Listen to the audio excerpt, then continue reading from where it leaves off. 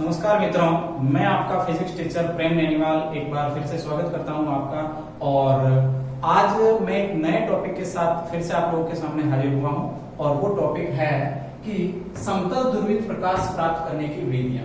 और इससे पहले हम ये जान चुके हैं कि समतल ध्रुवित प्रकाश क्या होता है या प्रकाश का ध्रुवण क्या होता है। तो दोस्तों, एक अध्रुवित प्रकाश को यदि किसी फिल्टर में से गुजारा जाए, किसी क्रिस्टल में से, यानी कि टर्मेलाइन क्रिस्टल की मैं बात कर रहा हूं, तो यदि उसमें से गुजारा जाए तो प्रकाश ध्रुवित हो जाएगा। यानी होगा कुछ यूं कि प्रकाश के पास जो विद्युत क्षेत्र होता है और जो चुंबकीय क्षेत्र होता है, तो उसमें से जो विद्युत क्षेत्र है, यानी जिसे हम इस सदिश से रिप्रेजेंट करते हैं, वो विद्युत क्षेत्र अगर सभी संभव दिशाओं में हो, यानी अगर मैं यहाँ पे बात करूं एक छोटे से ग्राफ की, तो यदि तरंग संचरण की दिशा ये है, यदि तरंग संचरण की दिशा ये है, तो यदि विद्युत क्षेत्र का कंपन इस तरीके से होता है, पहली बात तो ये कर लेता हूँ, विद्युत क्षेत्र का कंपन, और यही विद्युत क्षेत्र का कंपन अगर लंबवत ना होकर सभी संभव दिशाओं में हो, यानी जैसे कि तरंग संचरण की दिशा अगर ये है, जैसे कि मेरा मार्कर है, तो विद्युत क्षेत्र यानी लंबवत होगा। हमेशा ही विद्युत क्षेत्र और चुंबकीय क्षेत्र लंबवत होते हैं तरंग संचरण की दिशा के। तो यदि तरंग संचरण की दिशा ये है, तो विद्युत क्षेत्र जो होगा वो उसके लंबवत कंपन करता हुआ चलेगा, यानी वो कंपन कुछ इस तरीके से करेगा।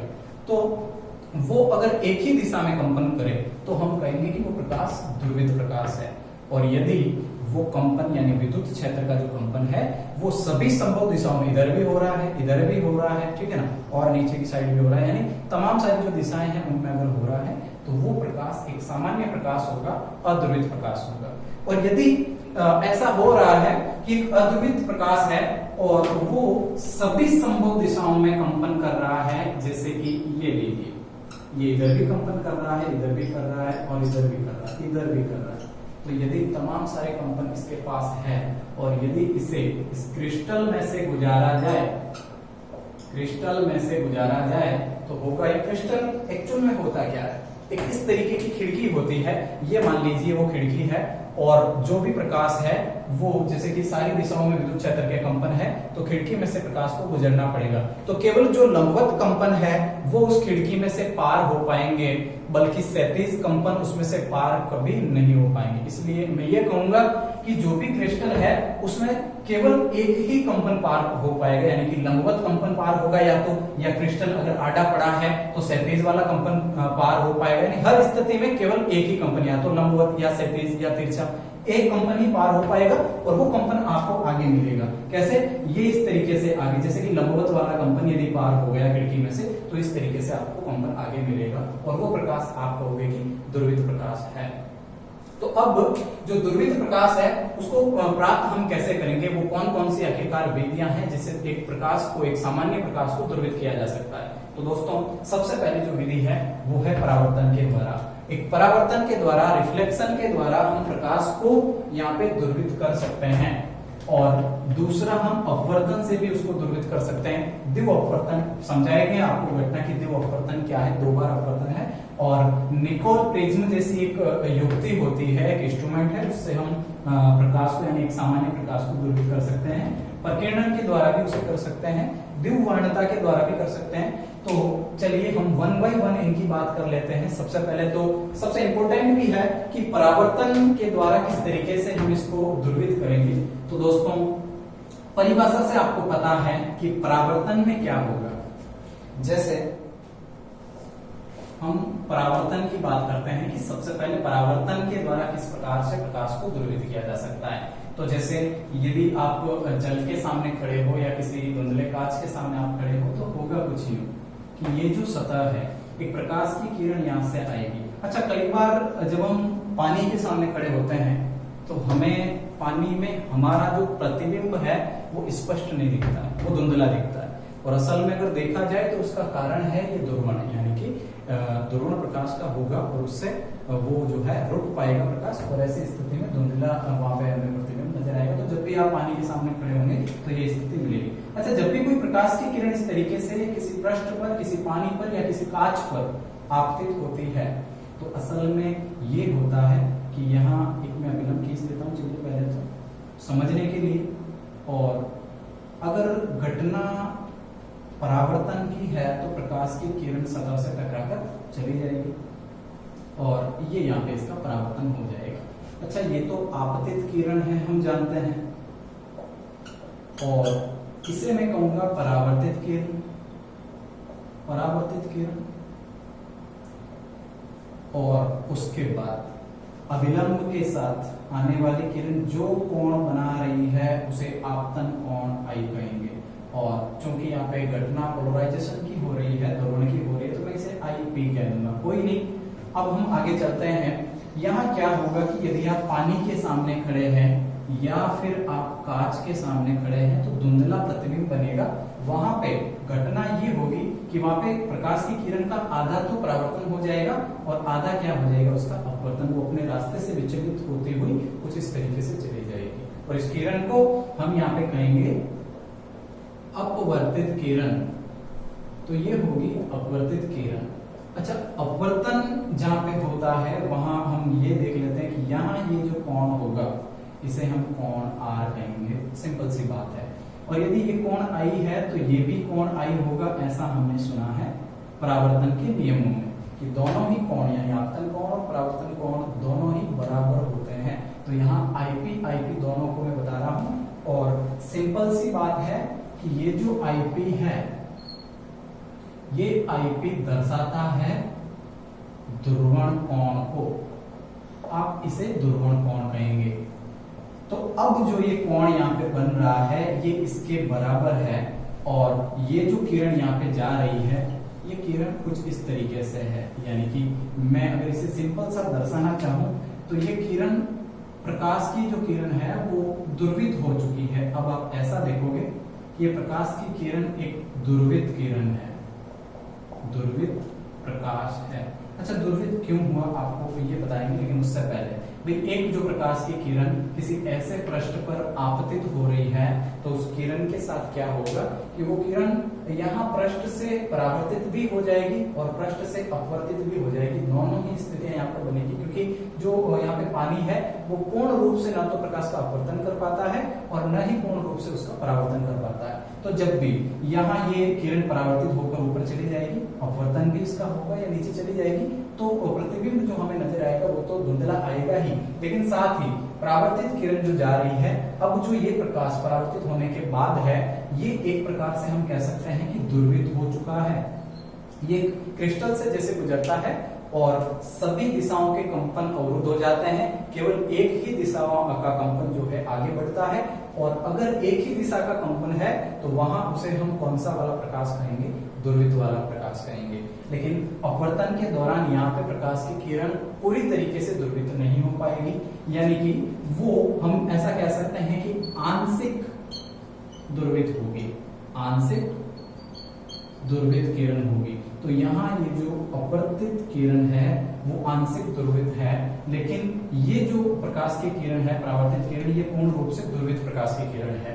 अच्छा, यहाँ से एक बात हमें पता चलती है और वो है बूस्टर का नियम, जो कि एग्जाम की दृष्टि से बहुत ही ज्यादा इंपॉर्टेंट है।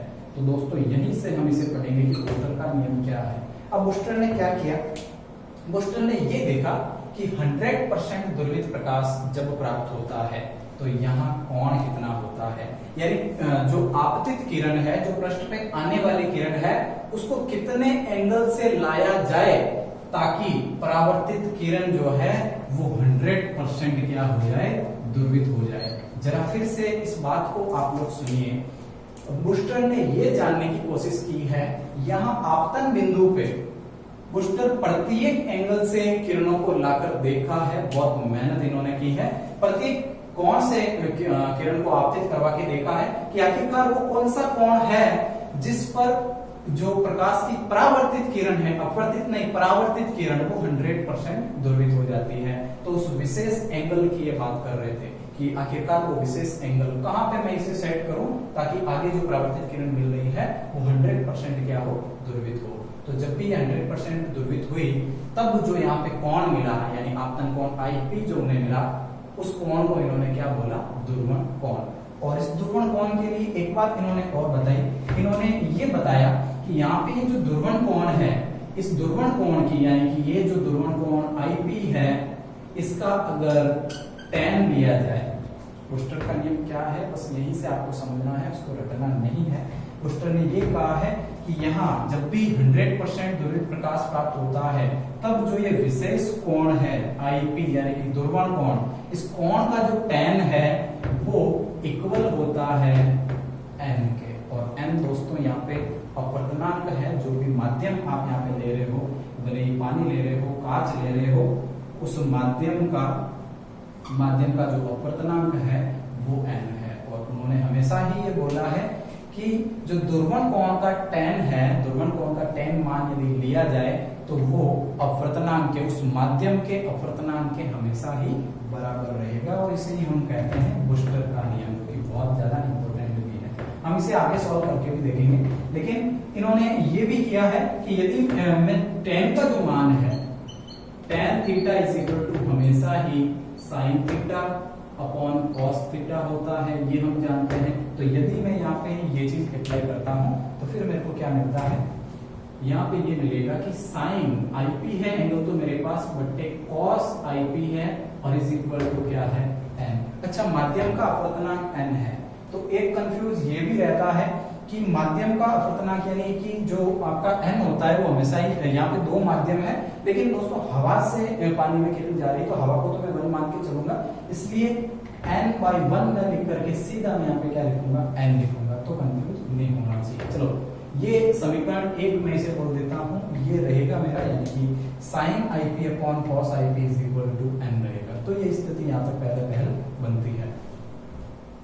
तो परावर्तन के द्वारा हमने ध्रुवण किया और वहां पे हमें ब्रूस्टर के नियम से एक बात पता चली कि यदि दोनों किरणों के मध्य, परावर्तित और अपवर्तित दोनों किरणों के मध्य यदि एंगल को 90 डिग्री रखा जाए तो प्रकाश जो होगा, वो परावर्तित किरण जो होगी वो आपको 100% ध्रुवित प्राप्त होगी। तो यहाँ पे अब हम चलते हैं अपवर्तन के द्वारा आप किस तरीके से प्रकाश को ध्रुवित कर सकते हैं। तो दोस्तों दूसरा आपका जो टॉपिक है, यहाँ पे हम कहेंगे अपवर्तन के द्वारा प्रकाश का ध्रुवण इस बार हमें करना है। तो वो करने के लिए हम पारदर्शी कांच की पट्टिका लेंगे और तो क्या करेंगे, तो यहाँ मैं क्या कर रहा हूँ, जरा ध्यान दीजिए कि पारदर्शी कांच की पट्टिका यहाँ पे मैं ले रहा हूँ, और एक नहीं बल्कि पारदर्शी कांच की पट्टिकाएं बहुत सारी मैं यहाँ पे लूंगा, इसको आप ध्यान रखें। ये लीजिए पहली पट्टिका, दूसरी, तीसरी, चौथी एंड देन पांचवी। तो जब भी कांच की बहुत सारी पट्टिका लूंगा तो इसे तो हम कहेंगे पट्टिका पुंज, पट्टिका पुंज। तो आप लिखने में इस तरीके से लिखोगे, जब भी किसी अध्रुवित प्रकाश को या जब भी किसी सामान्य प्रकाश को किसी पट्टिका पुंज पर आपतित करवाया जाता है, तो यहाँ से यदि कोई प्रकाश की किरण इस तरीके से हम इस पे आपतित करवा रहे हैं, जो कि एक तरीके का हम यूं कह सकते हैं कि यहाँ पे क्या है, अध्रुवित प्रकाश है। यदि हम अध्रुवित प्रकाश को किसी पट्टिका पुंज पर आपतित करवा रहे हैं तो वहां कुछ यूं होगा कि यहाँ पे सबसे पहले तो किरण अपवर्तित होगी, अपवर्तन हम पढ़ रहे हैं यहाँ पे, तो अपवर्तित होगी किरण और वो चली जाएगी यहाँ, और अपवर्तन के दौरान ये वापस ऊपर उठते हुए किरण कहाँ चली जाएगी, बाहर। क्योंकि अपवर्तन के केस में हमने पढ़ा है कि जब भी माध्यम प्रकाश चेंज करता है, जब वो विरल माध्यम से सघन माध्यम में जाता है तो वह विलंब की तरफ झुकता है, और दूसरी बात कि जब भी प्रकाश सघन माध्यम से पुनः विरल माध्यम में जाता है तो वह विलंब से दूर हटता है। तो ये दोनों स्थितियों को देखते हुए मैंने इस तरीके का डायग्राम बनाया है। तो यहाँ पे कुछ यूं होगा कि ये पूर्ण रूप से मैंने बोला कि अपवर्तित किरण नहीं होगी, यानी कुछ कुछ उसका परावर्तन भी होगा। तो बस वही बात मैं आपसे कहना चाह रहा हूँ, इसलिए ये सारी पट्टियां ली है कि यहाँ पे कुछ ऐसा होगा कि किरण प्रकाश की अपवर्तित तो हुई है, लेकिन साथ ही साथ प्रत्येक पट्टिका से वो क्या हो जाएगी, परावर्तित भी हो जाएगी। तो किरण अपवर्तन होने के साथ साथ किरण का परावर्तन भी होगा, और बहुत सारी किरणें यहाँ पे कुछ इस तरीके से लौट जाएगी, जो कि अपवर्तित किरणें कहलाएगी। तो यहाँ से प्रत्येक से ये किरणें जो लौट रही है, यहाँ पे इनका क्या हो रहा है, परावर्तन हो रहा है। तो परावर्तन होने के साथ साथ हम इसे कहेंगे कि ये कौन सी किरणें हैं, परावर्तित किरणें। तो आधा तो प्रकाश इस तरीके से चला गया, और अब जो प्रकाश यहाँ पे बाहर की तरफ निकल रहा है, हम उसे कहेंगे निर्गत प्रकाश, जो सारी पट्टिकाओं को पार करके लौट रहा है। निर्गत प्रकाश जो होगा वो एक प्रकार से हमें कैसा मिलेगा, दुर्वित प्रकाश मिलेगा। यानी अब इसका परावर्तन हो गया है और इसका अपवर्तन हो गया है, तो यहाँ जो प्रकाश हमें मिलेगा वो एक दुर्वित प्रकाश होगा। और इस तरीके से प्रकाश को दुर्वित करना क्या कहलाता है, अपवर्तन के द्वारा दुर्गुण, यानी अपवर्तन के द्वारा दुर्गुण कहलाता है। तो एक बार जरा वापस इस पे ध्यान दीजिए कि जब भी एक अद्वित प्रकाश, सामान्य प्रकाश किसी कांच की पट्टिका पर आपतित होता है तो उसका अपवर्तन तो होता ही है, क्योंकि पट्टिका पारदर्शी है तो उसका अपवर्तन होगा, ये बात तय है। लेकिन अपवर्तन के साथ साथ कुछ मात्रा में इसका परावर्तन भी होगा, क्योंकि पूर्ण रूप से अपवर्तित नहीं होने देती है ध्रुवण, वही है एक्चुअल में। अगर देखा जाए तो एक सामान्य प्रकाश यानी कि अद्वित प्रकाश जैसे ही निकलेगा किसी फिल्टर में से, किसी जो है टर्मिनल क्रिस्टल में से गुजरने की कोशिश करेगा, तो वहां एक प्रकार का जो आपके कंपन होगा वो उसमें से पार हो पाएगा। लेकिन अगर दुर्वित प्रकाश है और दुर्वित प्रकाश को यदि आप गुजारना चाह रहे हैं किसी क्रिस्टल में से, तो मान लीजिए कि एक प्रकाश आपके पास दुर्वित है और वो दुर्वित प्रकाश क्या करेगा, भाई दुर्वित प्रकाश है मतलब उसके एक ही दिशा में कंपन है और आपने फिल्टर लिया है, तो जैसे ही फिल्टर में से एक ही दिशा के कंपन होंगे वो तो उसमें से पार हो पाएंगे। लेकिन यदि अब फिल्टर तो लंबवत है, वो पार होना चाह रहे हैं, वो यहाँ से निकलना चाह रहे हैं, लेकिन आपने फिल्टर को घुमा दिया, तो अब जो प्रकाश है यानी एक दुर्वित प्रकाश जो है वो पार नहीं हो पाएगा, क्योंकि दुर्वित प्रकाश में एक ही प्रकार का कंपन होता है, चाहे वो लंबवत हो चाहे वो क्षैतिज हो। तो यदि आप क्रिस्टल को घुमाने की कोशिश कर रहे हैं, यदि खिड़की लंबवत से आड़ी हो गई है, तो अब वो प्रकाश वहां से नहीं गुजर सकता। यानी जब भी वो प्रकाश वहां से नहीं गुजरेगा, जैसे ही आपने उसको थोड़ा थोड़ा तिरछा किया तो प्रकाश एकदम से कम गुजरेगा और वहां धुंधलेपन की स्थिति आएगी। लेकिन जैसे ही आपने 90 डिग्री से उसे पूरा घुमा दिया तो अब वो प्रकाश नहीं गुजर पा रहा है।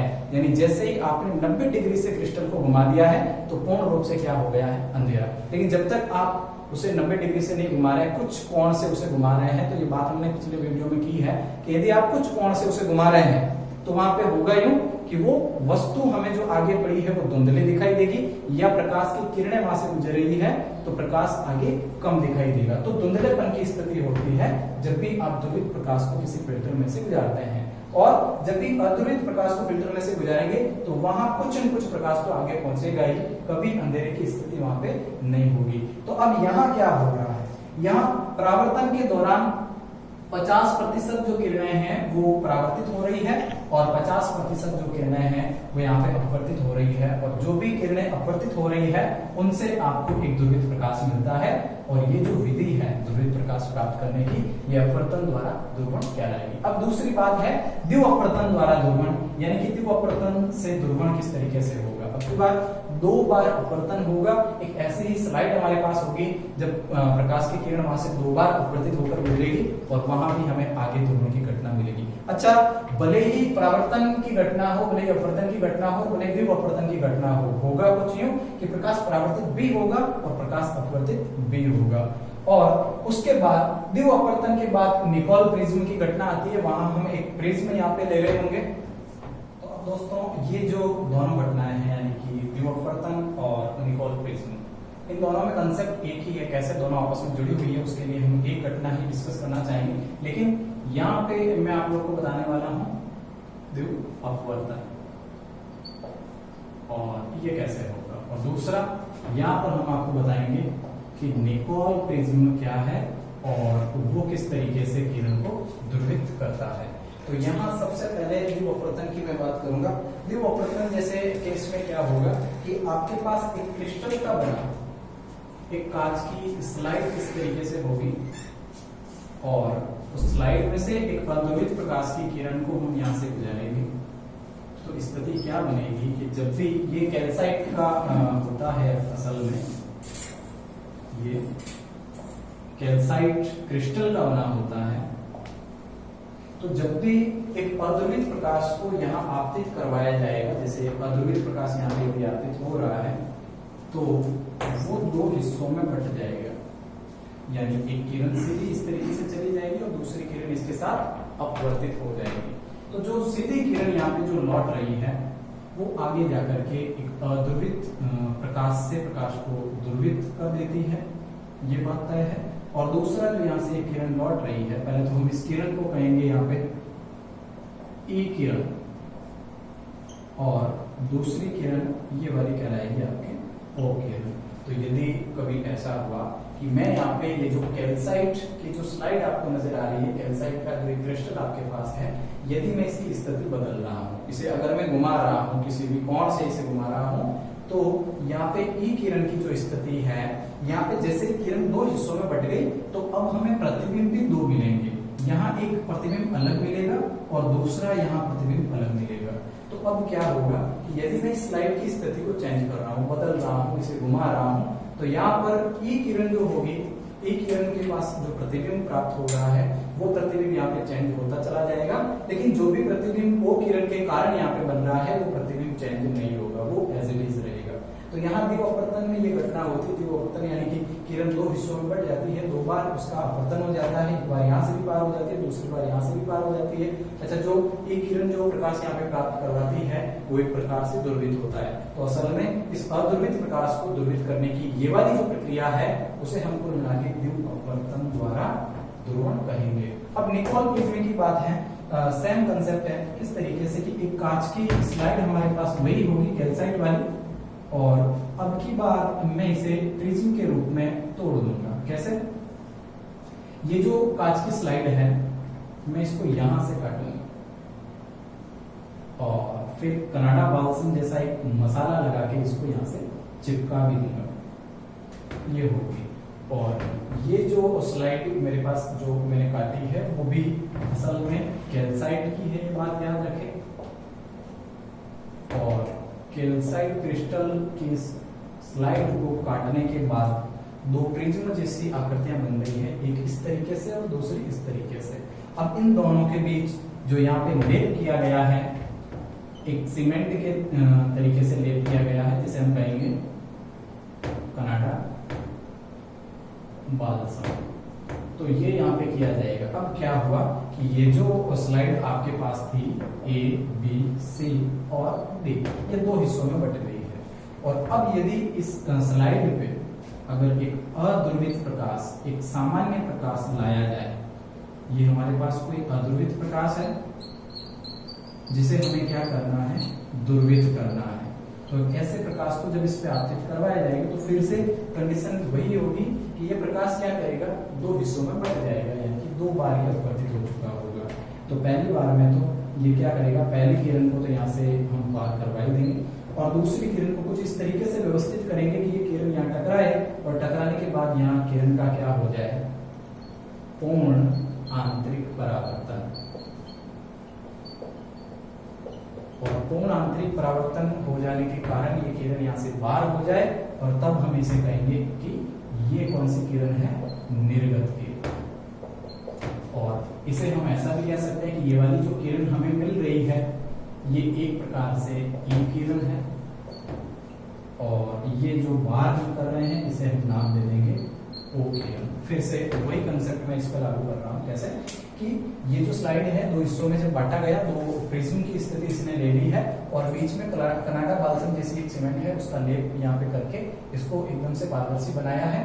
अब जो ये कैल्साइट का जो क्रिस्टल यहाँ पे है, इस पर जब भी अध्रुवित प्रकाश को आपतित करवाया जाएगा तो यहाँ एक सीधी किरण गुजरेगी और वो ई किरण यहाँ पे हम उसे नाम दे देंगे। और दूसरा कि यहाँ एक जो प्रकाश यहाँ से प्रकाश दो हिस्सों में बट ही रहा है, दो विकिरण उसकी हो रही है, तो यहाँ जो विकिरण प्राप्त हो रही है उसे हम एक व्यवस्था बना करके इसका पूर्ण आंतरिक परावर्तन करवा देंगे, यानी इसको अंदर नहीं रहने देंगे, इसे निर्गत कर देंगे, बाहर निकाल देंगे।